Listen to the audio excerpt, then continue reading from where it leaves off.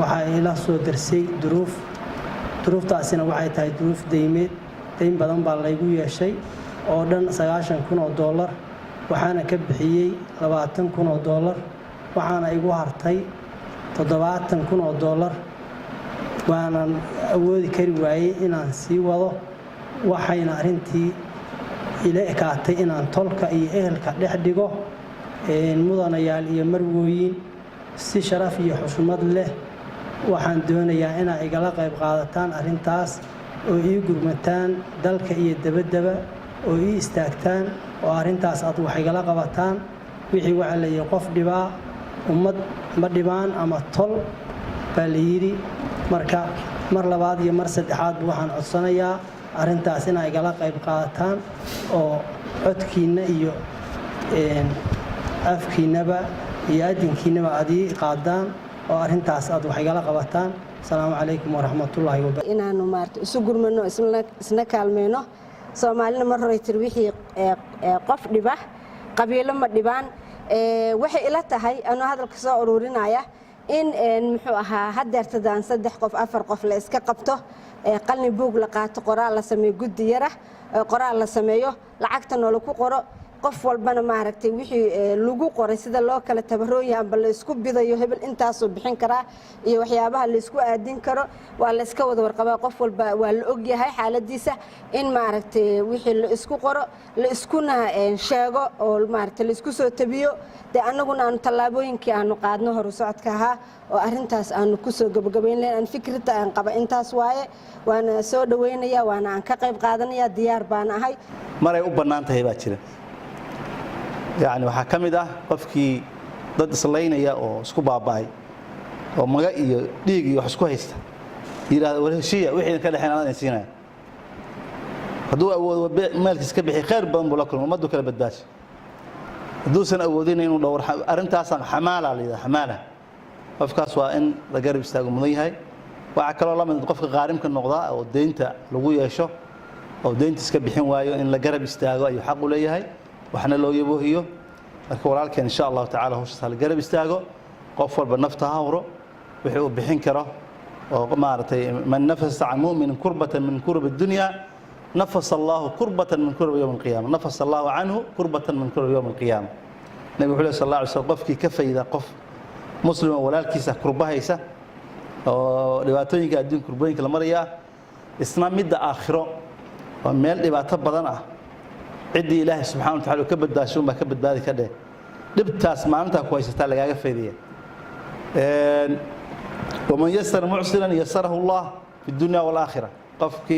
قف أنتبه إلى يقرب استاجنا الدنيا آخرة أسباب ما تبى أجر كهليا نبينا صلى الله عليه وسلم مركي لو يديي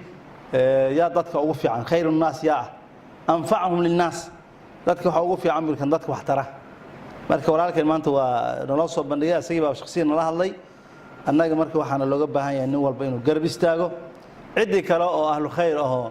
duruuftiisa la socodsiin karo in la keeno qofka duu qaarim noqdo zakada la bixiyo xoolaha la bixiyo iyo xaq u leeyahay ilaahay baa siiyay 8 sanfi oo 8 qaybood oo bulshada kamida ayaa zakada la siiyay zakada waa xoolo waajib ah qofkii haysta oo maal haysta oo muslim ah waxa weeye inuu bixiyo waajib saaran weey إله يا الله سيني دام بحنا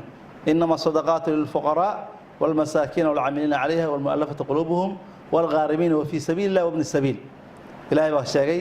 فقراء ذي مساكين إيوه الغارمين غارم كواميتك دينتي أماهد الغوية شوي زي كذا يحقوا لي هاي صدقات كلا يحقوا لي هاي إلا قرب استاقا يمضي هاي مركب ولالك ندبها هاي الساعة waxaan soo daardaar meena horta ilaahay cabsidiisa waxaan kala soo daarmeena isku xiraan dabad iyo daakhil bayna noqono dad isku xiran oo iska warqaba oo kooda qaarimka kooda xanuunsan kooda hadba si ka ah ummad isku xiran mathalul mu'minina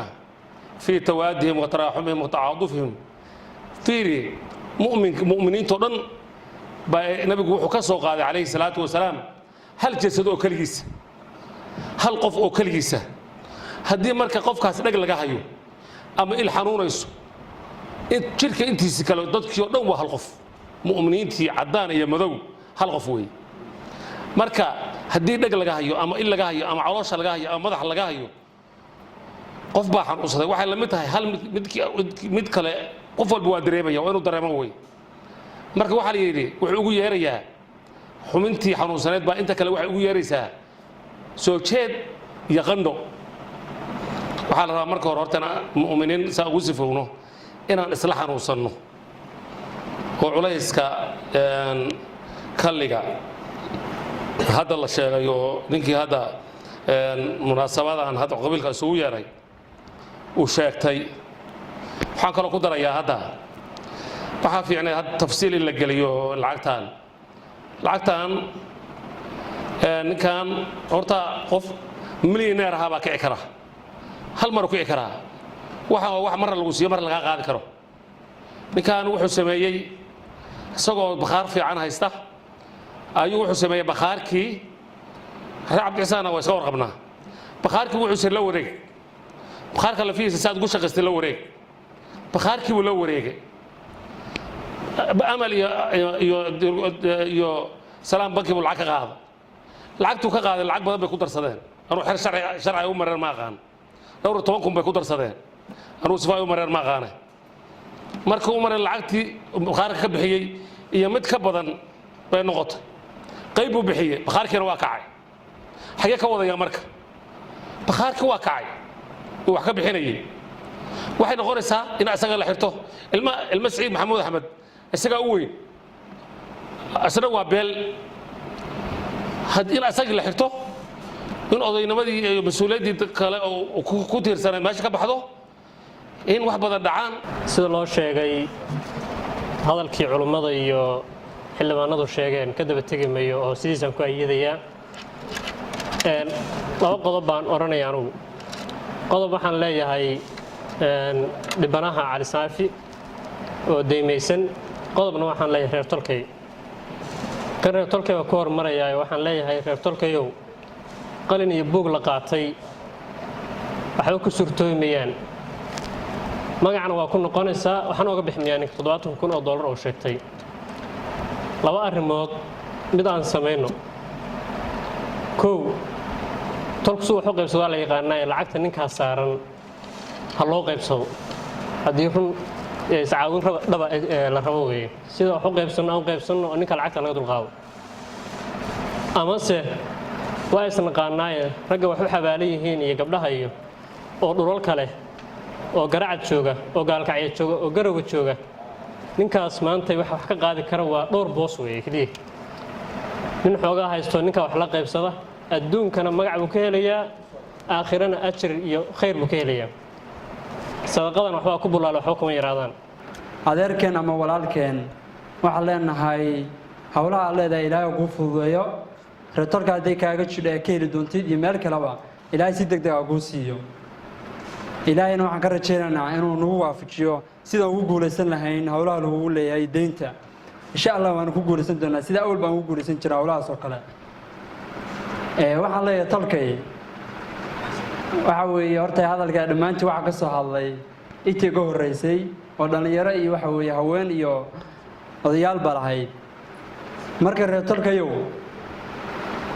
in adeerkeen waxa haya maanta to haddaan gacanta u qaadno runtii waxaan aaminsanahay anigu ama niyadeeda weligeed ku jidhay inaan ku guuleysan karno maxaa yeelay waxa yar haddaan tusaale u soo qaato annagoo dhalinyaro ah oo cidda reer tolka ah baa waxaan sameynaa hadda ka horteed waxaan macquul ma ahane group dhalinyaro oo arrimaha deegaanka wax looga qabanayo aan asaasno waxaan filayaa raggii la mid ahaa iyo dumarkii la mid ahaa qaybteedina meesha fadhiyaaneen annagoo wax yar oo bilya laba aws asaasnayn baa gabar groupka mid ahayd waxaa la soo dirsay xanuun waxay noqotay in la qalo waxaa laga qalaya indhaha sanka dhiig baa ku furtay maskaxda indhaha iyo sanka waxaan sameynay waxaan nidhi maanta in adeertan basaan ah waxa talooyin isku gurmado waxaan sameyn karnaa waxaan sameynay liis baan diyaarinay dadkeenii guddi baan qabanay kala jooga dal iyo dabad gabadha masuurada iyo codadkeedu baan qaadanay waxaan sameynay inaan u gudbino reer tolkeed in annagoo groupka inta ku jidhayna dhexdeena iyo jeebadeena iyo qof kasta saaxiibka inuu lacag soo qaado xataa aan ahayn ehelka iska daa dadka kale gruubkii aan isla bayaan 30 qof 50 qof baa ku jiray baa waxaan ka arurnaa lacag ah 1200 gabadha lacagta lagu qalayana oo lacag 5,000 meelahaas ahayd inta kale reetorka kale laga soo helo alxamdulillah rabbil caalamiin waa ku guulaysanay maanta waa naga caafimaad badan tahay reetorka iyo markay tan maanta taagan sidaan wax u qaybsan jirnay baan u qaybsan doonaa hadii la haydno waxaan anigu marka najaxayaa shira hadalku yiri oo ahaa waqtiga kan meesha tan uma aanu imaan heerow maxaa bixinaysaa inaan idhaahno balse arrintaan waa arrin weyn aan guddi u qabanno guddigaas markaas nin walba tabartiisa dadku waa isgargaranayaa in haddii ilaa ciidankeeda leeyahay la weydiiyo oo meeshiisa loogu tago waxaan la yidhi wixii nin dhibaa qabiilo ma dhibaan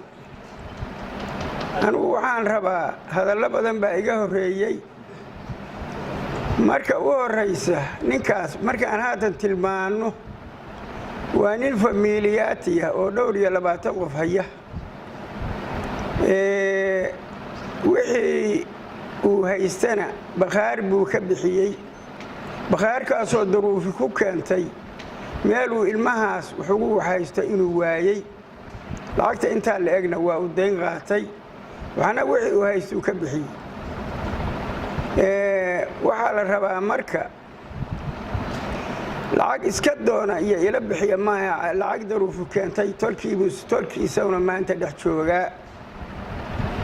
waxaan qabaa inaan dalka keliyii ku filayn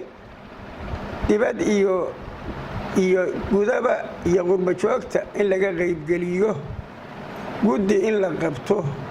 guddigaas inuu arrintaas aanu maanta ku ogaano waxaa meeshaan la isugu yimid codsi walaalkeen cali saafi nooga yimid cali saafi waa nin dhallinyaro ah waa nin aqoon badan inteennaanba aanu wada leenahay waa nin duruuftaa ku timid mooye aan maaragtay arrimahan aan lagu aqoon arrintaanoo kaleeto markay timaadana haddee tol waxaa loo yahay in wax la yskala qabto cali saafi guri buu gatay anigu xoogaal baan u ahay gurigaas wuu ku deymow runtiina waxa weeye haddee inuu deymow waxaa keenaysa dayn ku gudbay ahayd amal iyo wuxuu ka qaaday qolada la yidhaahdo salaam banki iyaguna dayntii unbay dayn ku sii kordhiyeen isagu hadda markii wuxuu islahaa qoladan bal guriga kugu haysta isaga furfudhid laakiin ayagiibaa hadda mar kale dayntii dib ugu qabsaday hadda waana wax sharciyahoo ummadahoo dhan ay wada og yihiin weeye marka annaga arrintaa waxaa nagala gudboon haddaannu tol iyo ehelnahay inaannu walaalkeen arrintaa aan wax kala qabanno sheekh aadan maxamed cigaal laba waxaan ka dhignay doctor sadiiq ninka la yidhaahdo cabdiguray 3 waxaan ka dhignay dalmar 4 waxaan ka dhignay shukri cali jaamac 5 waxaan ka dhignay qofka la yidhaahdo faadumo cabdi faarax 6 waxaan ka dhignay qofka la yidhaahdo jugayriya 7 waxaan ka dhignay ninka hadda in la hadlaya wabillahi tawfiiq